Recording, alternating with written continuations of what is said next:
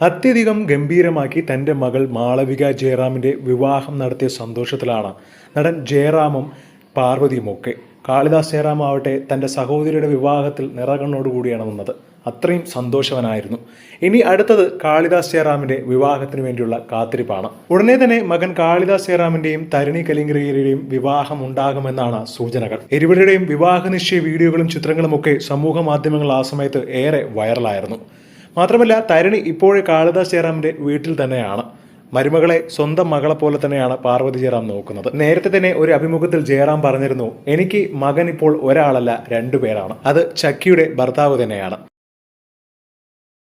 അതുപോലെ തന്നെ തരിണിയെക്കുറിച്ചും ജയറാമും പാർവതിയും പറഞ്ഞിരുന്നു, ഞങ്ങൾക്കിനി ഒരു മകളല്ല 2 മകളാണ്, അത് തരിണി തന്നെയാണ്. ഇപ്പോൾ കാളിദാസ് ജയറാമും തരിണിയും ചേർന്നുള്ള ചിത്രം സോഷ്യൽ മീഡിയയിൽ പങ്കുവച്ചതോടുകൂടി ആ ചിത്രം ആരാധകർ ഏറ്റെടുത്തിരിക്കുകയാണ് എന്ന് തന്നെ പറയണം. ഇനി നിങ്ങളുടെ വിവാഹത്തിന് വേണ്ടിയാണ് ഒരുപാട് ആരാധകർ കാത്തിരിക്കുന്നു എന്ന തരത്തിലാണ് കമന്റുകൾ മുഴുവൻ.